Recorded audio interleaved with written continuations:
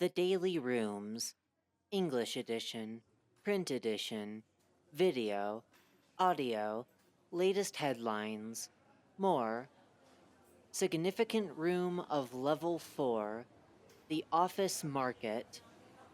For 10 years, the office market has provided wanderers and groups a place to buy and sell goods from all over the backrooms. As a way to celebrate its 10th anniversary, it is time to return to its roots, telling the story of its past, present, and future. By Dana Bolt. Updated May 12, 2027, 10 o'clock a.m. from the Endless City. Note, see Level 11. Out of all the strange events occurring in Level 4, Abandoned Office, perhaps the strangest of all was the group working together to create a haven of neutral trading for everyone to enjoy. For 5 years now, the office market, located within the Abandoned Office, note, see Level 4, has provided people with not only a place to shop and sell goods, but also a social platform.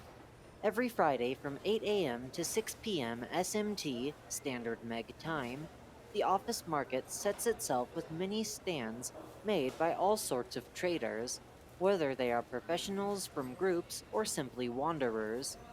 There can be found food, tools, medicine, and much more. Thanks to its community aspect, many wanderers from Level 4 and beyond now shop there every week, making this place a true pillar in the human life of levels adjacent to the abandoned office and Level 4 itself. Collaboration makes history. Image caption: the office room back in 2012, with Rowan and John setting up the racing event. Of course, this particular room in Level 4 hasn't always hosted the office market. Before 2017, this part of the abandoned office was bland and untamed, and nothing from it could have hinted at its grand future. Yet, the place wasn't purposeless either, as its large nature allowed Backrooms Robotics to use it for an event, just as social as what would be hosted 3 years later. While technocratic, some of its members still enjoy the little things from time to time. In this case, it materialized in the form of an annual toy car race organized by 2 engineers of the group, named the Back Race. There, anyone was encouraged to create their own motorized miniature vehicle out of what they would find in the back rooms to compete in a friendly competition. It was just a silly event Rowan and I wanted to do each year. We never would have expected it to start something so much bigger, says John Knight. From 2009 to 2017, each installment showcased wacky makeshift cars competing for the first place. It was a fairly small event we held each year on the same date, recalls Rowan Frowes, who co-founded the event. We never had more than a dozen participants, who usually were regulars, sometimes passionate about electronics and miniatures, sometimes simply amateurs. Yet, something changed during the yearly installment of 2017. While the event has never been stranger to participants coming from different groups of the backrooms, 2 of the contestants were like none other this time. Enter Sebastian Muller, a renowned Meg entomologist from housekeeping. Note, see Level 5, Error Hotel. And Derek Marina, a bntg trader working in Trader's Keep. Note, see Trader's Keep. The 2 did hold the same common interest to an extent, yet their background sounded like a recipe for disaster. At first, we feared the 2 were gonna break the fun atmosphere since, the 2 groups were still in a bad relationship back then, narrates Rowan. Thankfully, we couldn't be more wrong. The vibe between the 2 was instantly set as a strong, friendly bond. While both contestants were from different fields and shared different visions and groups, they immediately sympathized with each other, sharing stories of their lives, or advice for their shared hobby. Sebastian recalls this day very well. I used to see bntg traders as cold-hearted, only looking for profit and nothing else. But Derek proved to me that they could be caring individuals, willing to genuinely help people and make friends. Image caption: one of the few images of the 2017 edition of the Back Race. While the event unfolded as usual, it was the aftermath of it that truly got felt within the two groups. Of course, it has been a slow process, with a lot of word of mouth, but as time went by, the preconceptions each group had for each other started to fade as their members started to interact with each other more casually.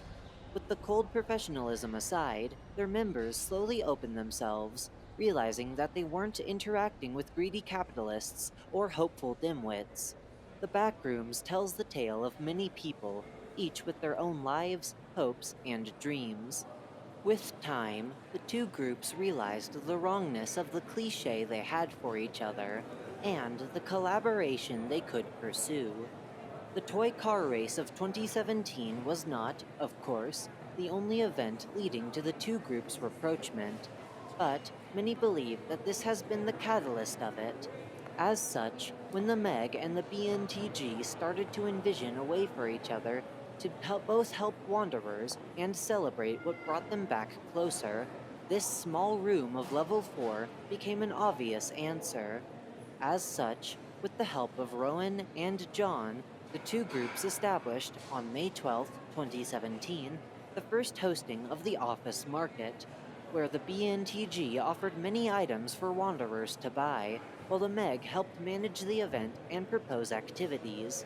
Seeing the success of it, the two groups hosted the market again the week after, and then again and again. It was clear that there was a demand for a social place where people could meet while restocking. As time passed, more and more people started to learn about it and participate. Whether it was by selling their goods or buying what they needed, the collaborative nature of the office market strengthened with each holding of it, becoming way bigger than the entire group initially envisioned. With so many other groups and wanderers selling what they could grow or create, the market started to become a success within the level 4 routine, tells Catherine Zimmels. With time, people started putting their own stands without the need of the Meg or the bntg. We simply became part of the sellers, part of something greater. A purpose for everyone. Image caption. Pottery sold by monks from level 718, usually called Clear Blue Skies. Everything the Backrooms offers can be found in the office market, a feat only possible thanks to the incredible variety of sellers from all across the Backrooms. Whether they belong to a major group or are just simple wanderers, whether they produce what they sell or collect it from where they live, everyone is welcome to set their own stand. While EL3A, note, see Office Space EL3A, or the Trader's Keep, note, see the room Trader's Keep, are far more well-known and more accessible thanks to being present in Backrooms entrance levels, many wanderers nonetheless prefer shopping in the office market. It's just far safer and closer to where I live, explains Matthew Bollinger, a citizen of the Endless City. Note, see level 11. Wanderers of level 11, the Endless City, are indeed, with people from other levels close to the abandoned office or living directly in it, the most common type of clients, but also sellers. Every month we sell parts of our harvest from our terrestrial paradise. Note, see level 499, tells Aster, a member of Amor Incrementum. As for Matthew Hammonds, a wanderer living in the Terror Hotel, note, see level 5, he sells various objects he finds in the rooms of the level. Lamps, silverware, elegant clothing. You can't get that everywhere in the Backrooms, he explains. The office market allows me to trade them for other things I don't have access to. Image caption.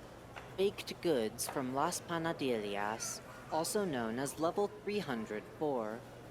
As Matthew mentioned, trading is a key part of the office market.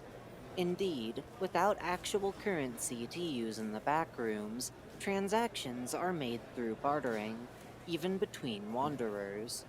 Agrugua fruits for 4.5 pounds of fire salt, 2 blocks of royal rations for a handmade worn sack, or even a pocket. Whether they are monks of clear blue skies, note sea level 718, or wanderers living in Las Panadillas, note sea level 304, anyone can trade anything. Prices are usually set by the seller, who tends to look for specific items or types of items, such as food or clothes, but are usually open for different exchanges. Disagreements remain rare, as wanderers usually use the trading worth scale of the GPD as an indicator of prices like most other market spaces do. People can be surprisingly chill when making deals, even in this harsh world, confirms Antoine Taylor, a housekeeping volunteer among a dozen regulars, ensuring safety on the site. We used to prohibit bringing guns or selling them, but we removed this rule after 2 years, and incidents are still at an all-time low. This is a place of mutual benefit after all, and the occasional madman never gets to enter, thanks to us. However, the office market isn't defined only by its trading nature. This event remains a social one, where people from all across the Backrooms can meet and discuss, sharing their lives from the many dimensions they live in. Similar to Tom's Diner, note Sea Level 1, Habitable Zone, some strong bonds can be forged in there. I met Sasha here 5 years ago. He was shopping for mural meringues, and I was selling the ones I harvested from Playland. Note, Sea Level 283. The week after, he came back to discuss, and then again, and again. He was such a charmer, recalls Laura DeClaire. After a month, he proposed, and now we are a happy family of 4, living in Beastland. Note, Sea Level 159. But still shopping here every week, she happily adds. Image caption. Volunteers installing an improved makeshift racetrack for the 2024 edition. And who could forget the many activities that can happen there? Organized by volunteers, they can range from improvised sports matches to role-playing sessions. Some events are even planned directly on site, at the heart of the moment. The only truly planned event is the yearly toy car race, still realized by Rowan and John on the same date. With the office market, new people have discovered this original hobby. We are so grateful for what everyone created 10 years ago, and equally delighted to see more people interested in our small project each time, explains Rowan. A bright future awaiting. In the last 10 years, the office market has changed the lives of many and made a name for itself beyond the abandoned office. Thanks to new people consistently joining the market has connected lives and made the exchange of cultures far easier. People don't realize it that often with the existence of the back web, but people have such different lifestyles depending on which pocket dimension they live in, explains Anthony Kelvin. It's been the result of centuries of their environment shaping the needs of wanderers living there and how they can solve them. The office market acts like a window for all of those communities, since people can showcase all sorts of goods from where they live, like specific food or tools. The steady expansion of the office market has even exceeded the confines of the already large room it's held in. As the years continue to pass, it is likely stands and alleyways will be extended beyond the original borders. Maybe the remodeling company will make this room larger to fit everyone who wants to participate nowadays, jokingly wonders Catherine. This place has taken a special place in the hearts of many of us. What started as a reconciliation between our two groups became a way for people to meet others from many other levels and exchange goods. I couldn't be prouder of what we managed to create.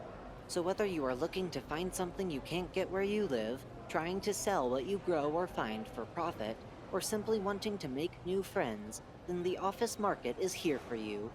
Each Friday from 8 a.m. to 6 p.m. SMT, there is a little something for everyone, even for you.